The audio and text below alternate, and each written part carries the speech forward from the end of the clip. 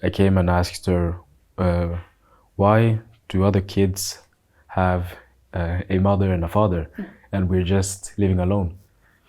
So I just wanted to know, okay, so babangu ni nani? Do you ever feel revenge for your father? I do.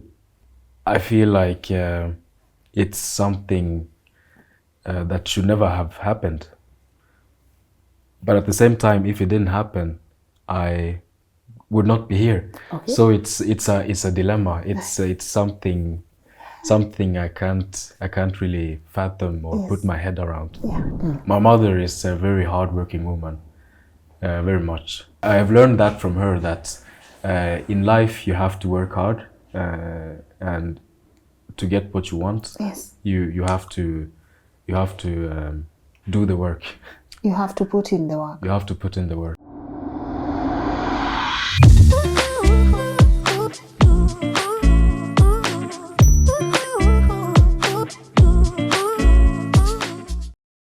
A very good morning to you and a warm welcome to LNS, or should I say welcome back to LNS. My name is Lynn Ngugi. If you are watching us today and you've not watched our interview that aired yesterday at 10 a.m., then you will be doing yourself a great disservice. I need you to go and first watch that interview, because it has everything to do with this conversation that I'm about to have with someone I evidently think is one intelligent human, according to the mom. And as you all heard from the mom, a lot of things happened to her, and one of them was rape, and she's very categorical that yes, her son is a product of what happened to her. But what caught my attention is the fact that she has no bad blood with this man, and she's also very intentional and deliberate about her son meeting his father, and also she's okay with the conversation that takes place after that. So I'm about to have this conversation with this young man so that I understand, where did the where did the urge to meet his father come from? What exactly is he looking for, and what interactions does he have with the mom, or how has life been like for him and his mom back in Europe? I'm about to let him introduce himself, but before I do that, muliniona jana na hingo, it's still the one that I have my people at Elegance always coming through. So if you are able to get yourself something and spoil yourself, please do it. And now, without further ado, please allow me to let this gentleman introduce himself. Good morning. Good morning. How are you? I'm very fine. How are you feeling? I'm feeling great. You're feeling great? Mom said you are camera shy. I am not used to being in front of cameras. That's true. That's true? Yes. How exactly are you feeling now? I'm feeling maybe a bit anxious, but I'm great. You're great? I'm great. I'm gonna start by asking you something. What do you feel about your mom? My mom, she's a wonderful woman. Yeah. And she has helped me to be where I am today. Yeah. So I feel good about my mom. Okay. How is your relationship like? Just like any other relationship, Yeah. with ups and downs. Yeah. And And yeah, is she a tough mom? she is a tough mom. Yeah. She knows what she wants and how she wants to raise someone. Yes. So she puts the finger down if something. Okay. To talk to me, what has been your best experience with your mom? Watching TV together, cooking together. Yeah. Talking to our family while we're abroad. Yes. And then we call our family together and have a family conversation with my grandmother. Yes. And my grandfather. Yeah. So it's great. It's great. I see you brought the gang. Grandma is also here. I have seen your uncle is also here. Yes. Umeleta clan mzima. Clan mzima. Well, what did you tell grandma? Yes, I told her this interview was so that I could come maybe and locate my father, just tell my story and how I have lived without my father, and since I've been seeing other kids in Norway with their fathers, and then when I get home, I see that I only live with my mother. Maybe Let me ask you. Mom first mentioned that you don't live together, No. and that when you come home, you always tell her, "Mom, sit down. I am the one cooking." Is that true? You like cooking? Yeah, I love cooking. Okay. Yes. So where do you live if you are not living with your mom? You are almost turning 24. Yeah. So where do you live? So in Norway, I live in a place called Bergen, and that's while my mom lives in a place called Oslo. Okay. So it's like 6 hours away by car, Yeah. maybe 1 hour by flight. So it's quite a distance. Okay. So do so- you work? I do work. Okay. Yes, I work as a lineman, electrical lineman. Okay. Yes, Is it something you love? I do enjoy it very much. You enjoy it? Yes, What other things interest you apart from that? I like cooking. Yeah. I like working out.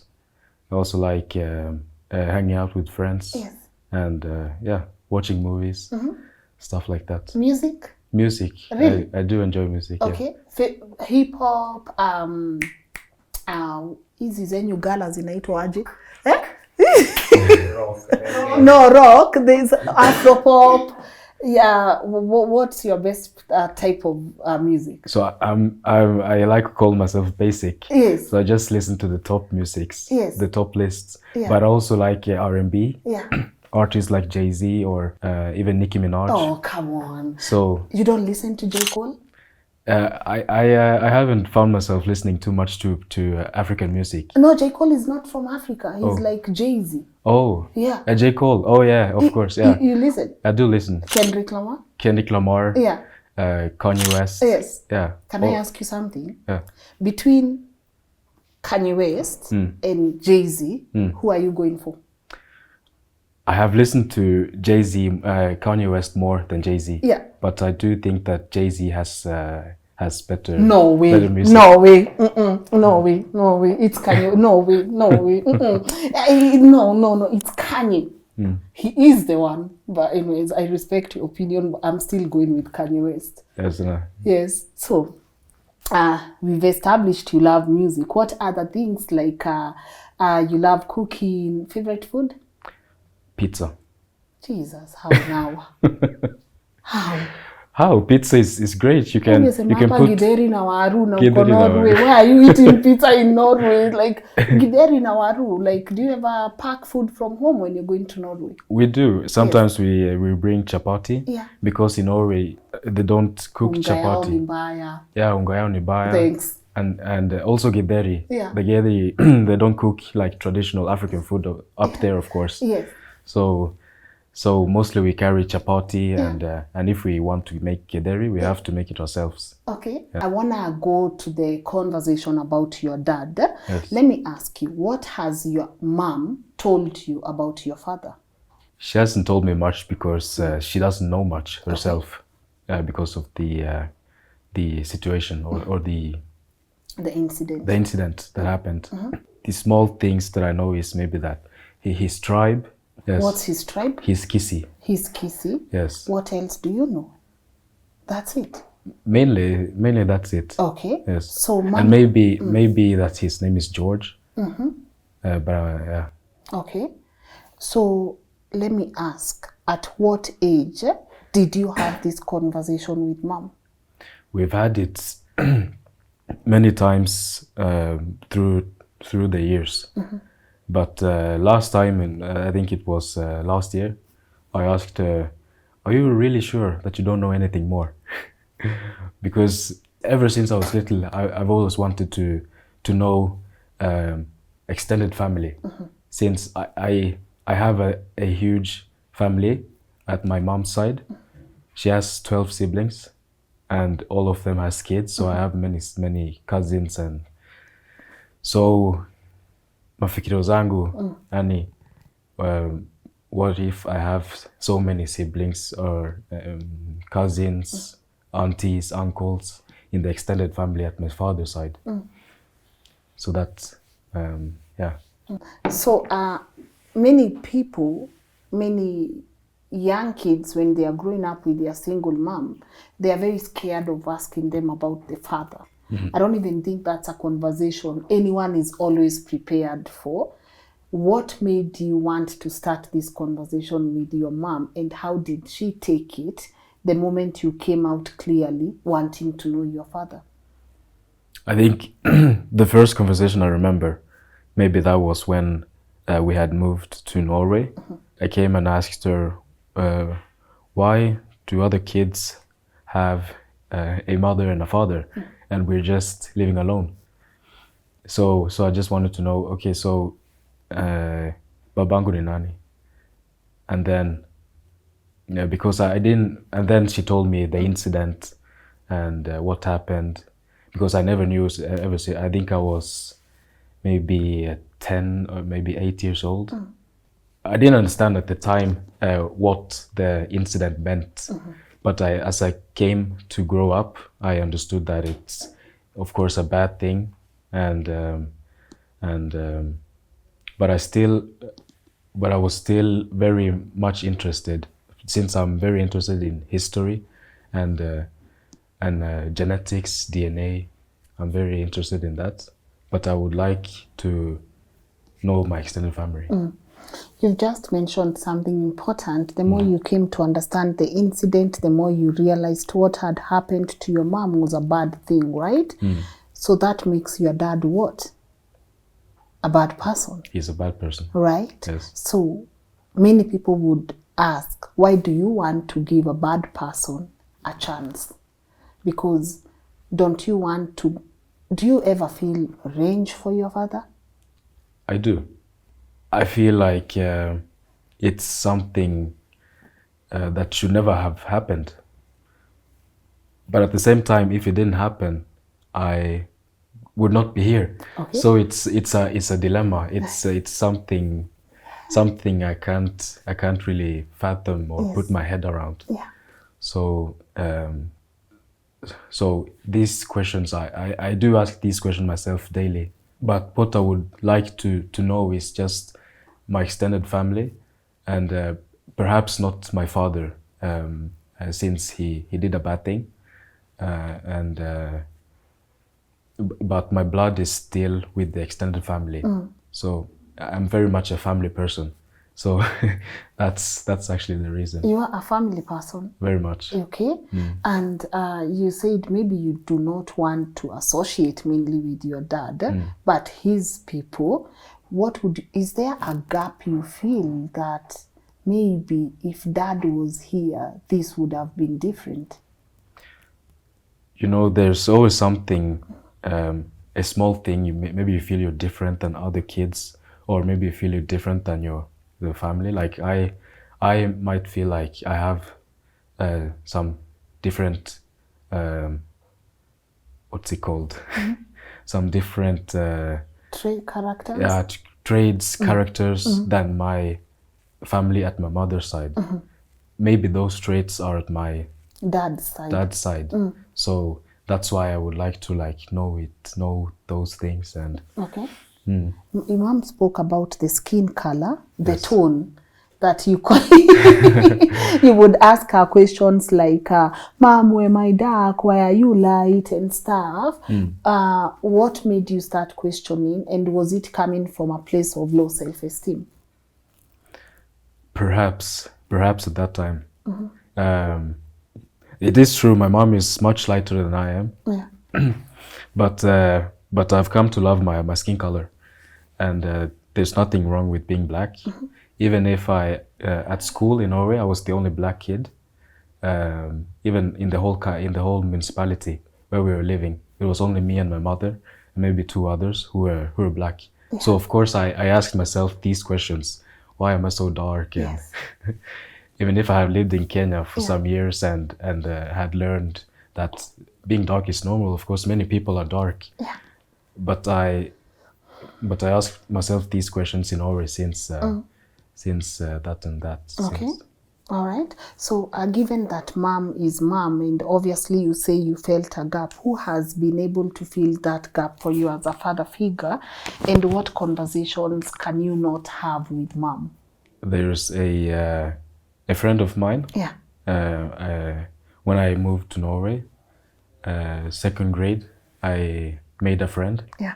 and then I got to know his family, and they became almost as my family abroad. Okay. I even have contact with them until Yes. this day. Yeah. And the family took me to trips like skiing, Oh.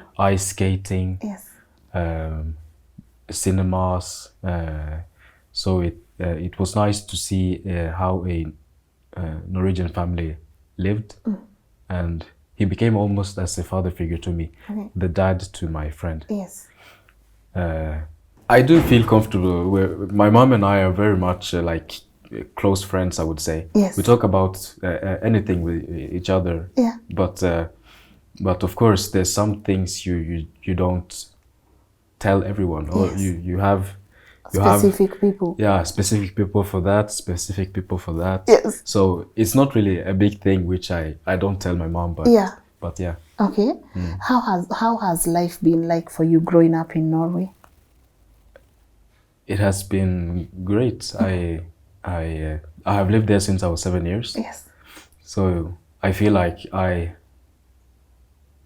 Belong there? belong there It's almost. okay. You're Yes. still ours though. Even if you say it's still okay, you have a lot that you've learned there which makes you belong. So it's okay to say it. The language Yeah. that I know the most is Yes. Norwegian. Yeah. The culture, maybe which I associate most with, is the Norwegian culture. Yeah. Although I lived in Kenya for many years, Yes. I grew up the most critical learning phases of my life Yeah. in Norway. Yeah. So of course I have maybe adapted more to the Norwegian culture and language and Yeah. yeah. Yeah, I want you to talk to me about mom and what she does in Norway. I'm going to be having a very business-centered conversation with her later on. But maybe if you can tell me about her personality, would you say she's a hard worker? And what have you learned from her, if you could take us through that journey? And so my mother is a very hardworking woman, very much. She she has really done a lot. Like she even worked many jobs after the divorce in Norway, Yeah. so that she could support me. She worked a lot of different jobs, day in, day and night, Yes. so that she could support me Yeah. and our family in Kenya. Um, so it was yeah. So I have learned that from her, that in life you have to work hard and to get what you want. Yes. You have to do the work. You have to put in the work. You have to put in the work. There's no shortcut. Okay. And in Norway, because sometimes it's really hard for people in diaspora and we don't get to see it. You know, we always, maybe the assumption general there would be there's a lot of money there. So there are also high expectations with people back at home. Have you seen her experience challenges? There even like different kind of challenges? Yeah, I have, especially after the divorce, since she didn't have a license, so she had to take the license first before she could like go around and ask for work. Yes. Or go to interviews at work. And yeah, the thing in Norway is that you get childcare, and also you get some money if you don't have work from the government. But that money is most of the time not enough, since things in Norway are very expensive. Yeah. And also my mom had a lot of phone calls from our family in Kenya, Yeah. asking for help, for Here and money there. here and there. And also she had me, raising me while also raising others in Kenya. So she's a hard worker. Okay. What would be the worst case scenario if you never get to know that side of the family? Because maybe your dad would also be so scared of coming out because of what he did. So what have you envisioned would be the worst case scenario in case you never get the closure you're looking for? The worst case scenario is that I would just continue life as I do now. So it's not a deal breaker, but I am someone who likes to know history and you know, and just meeting me maybe and or meeting my other families and talking to them and having conversations with them. It would be nice, but not a deal breaker, because I still have a huge family on my mother's side. That loves you. Too many. Yes, too many that loves you. There. Yes. Do you think maybe this hurts mom, maybe knowing what she's been through? Do you think this hurts her, the fact that you want to know your father? And have you had a conversation with her about this, and what has been her response? Yeah, so I have asked her about this. Even before we came here, I asked her, "Are you sure this is fine? That I want to know my extended family, maybe even my father." Then she said, "Yes, I have been supportive of your decisions. I'm supportive of your decisions," and she also understands my need to know the extended family. So she's very understanding about it. Okay. And very supportive. Yes. Let me just, before I wind up, I want to ask Mom a question. Mom, because these details are very important, he mentioned two things. The dad's name might be George. And the tribe might be Kisi. Kisi. How did you know the dad might be George and the tribe is Kisi? Yeah. I will just put it in very simple. I told him so because while I was still working there around Mama Sigo, so there's many people they speculated. Okay. Because it's only the guy who is was seen up and down on that time, you know, as a So then I told him that the judge and the family actually was there. It is good he mentioned it. I forgot to tell you when I sat on that bench. The judge was just down there. And actually, I came to understand that I heard he was in Kenyatta University. And but I don't know if it is him or not. I don't know it was a speculation, but I hope it is true that it is him and he can come out. Okay. Yes. All right. Because I've been working very hard so that my son can get, to know who is that and extended family. Okay. Yes. All right. Thanks for that clarification. But let me ask you, here it's very hard for kids to even want to believe I am a product of such abuse.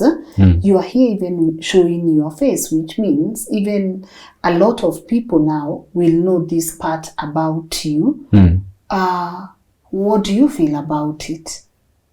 And have you gone through counseling, maybe in Norway, you and your mom, that has helped you cope with this?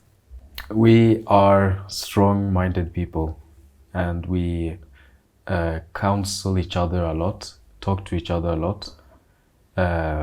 So we have so that's why we want to share this story, not just for me, but also for others that might be in the same situation. Yeah. Don't you feel like maybe there are some people who will now look at you differently? And do some of your friends know about this? Some of my friends know. Oh, okay. I've already told them. And yeah, it's something that has happened. It was not it was a very bad thing, of course. today you meet your dad like this. He comes out and says, it's me. What would that conversation be like? I'm not even sure it would be a conversation. Maybe I would just go straight to him and ask, could I meet my extended family? Maybe just leave it at that, because it's I'm the product of the incident. And as I said earlier, I'm not sure how I feel about, since if it didn't happen, I would not be here. Yeah. It's a mind-boggling Yes. Yeah. incident. Yeah. So I'm not really sure. I haven't put my mind through if I want to really know him, since he also has like my genetics and then my maybe some of my traits that things that I do, all of that sorts. I do read about that a lot, so that's why maybe I'm so interested in that. So even for you, it would be easier to bypass him and go straight to your extended family. Yes. Okay. I believe I would do so. Yes. But you never know. You never know. You never know when it comes to that moment. Maybe I'll react differently. Yes. Maybe I'll become angry. Maybe I'll start shouting at him, or maybe I'll cry for some reason. Yes. I'm not sure how I would react, really. Okay. Your mom is very much open about the ordeal that happened to her, and many women feel that I don't even know if I will ever share that. There's a lot of fear and stigmatization that comes with, maybe even for men who have gone through that. They feel like they can't come out and talk about it because the society judges them harshly. For anyone that is struggling with that part of the ordeal, and they might not have the confidence that your mom has, or maybe the strength at this particular time, what would you want to tell them? And also, what do you have to say about this form of abuse? It's something no one should go through, but it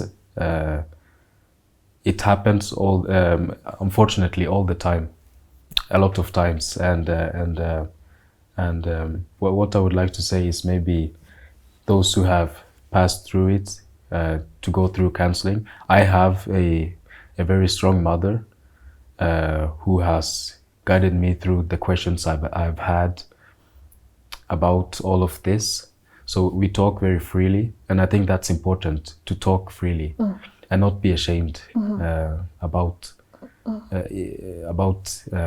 the incident or things like these that happen. Yeah.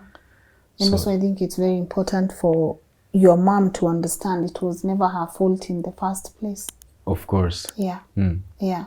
And also for you to understand, yes, you are the product, but you never asked for it also in the first place. I'm going to ask you to do something, because again, the intention is that people can be able to share and maybe help us trace your bloodline. So maybe looking at that camera, if, for example, your dad watches, or someone, mom says you don't look like how you look, so maybe you have strong genetics from your dad's side.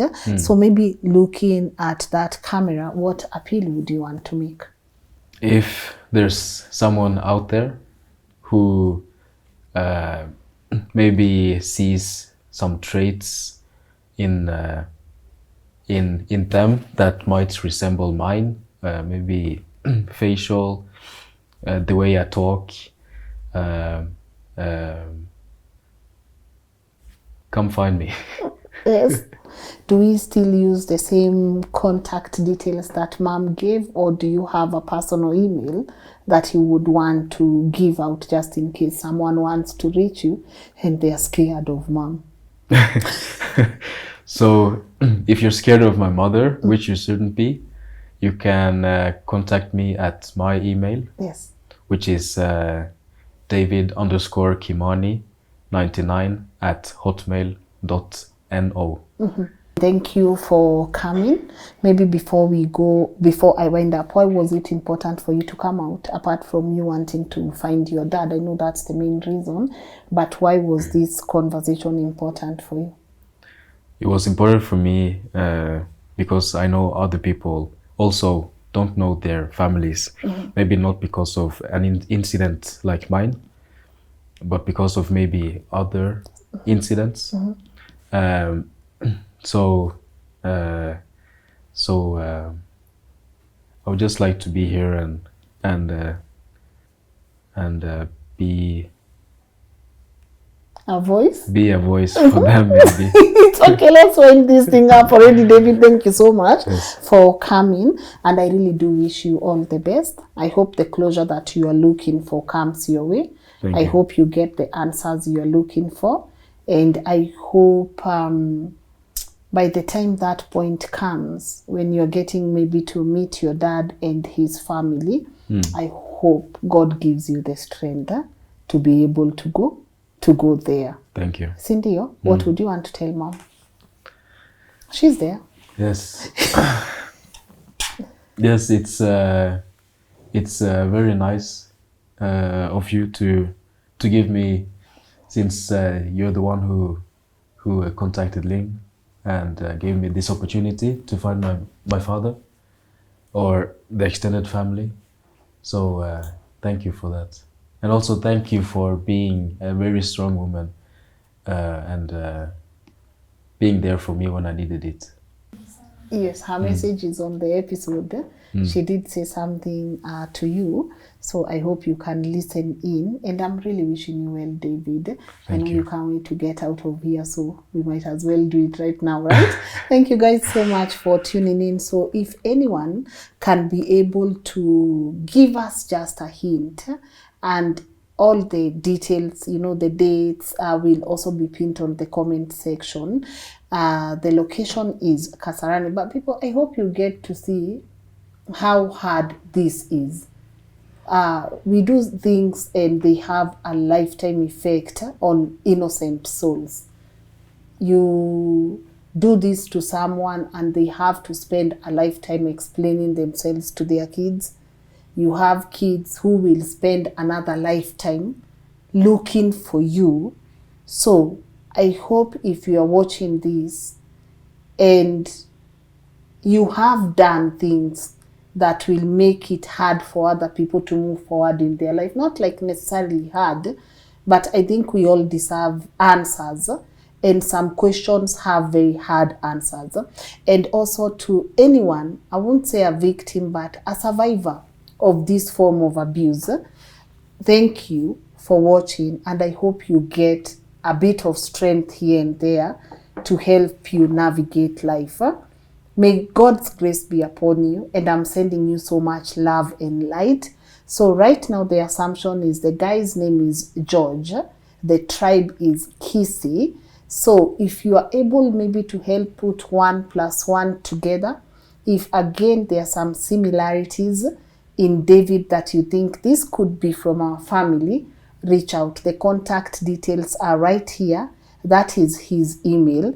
And also I could easily mediate. So my email is also right here on the screen. Reach out and let us know how to, all he wants is to know his extended family. So if there is a way we can maybe help put 1 + 1 together, then I believe if that's how it was written, he will be connected with his family. So please don't just look at him again and see if these are traits that you might have in your family, the looks and stuff, and share those details on the comment section. And as I said when we started this conversation, we have a 3-part series of this family. You are able to listen to Malaika's story.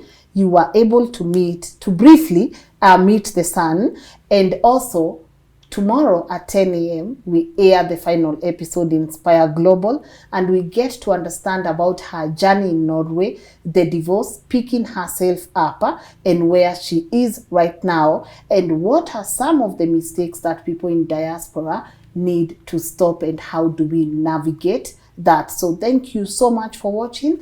Guys, I have to go and have some tea. So see you tomorrow at 10 a.m. My name is Lynn. God bless.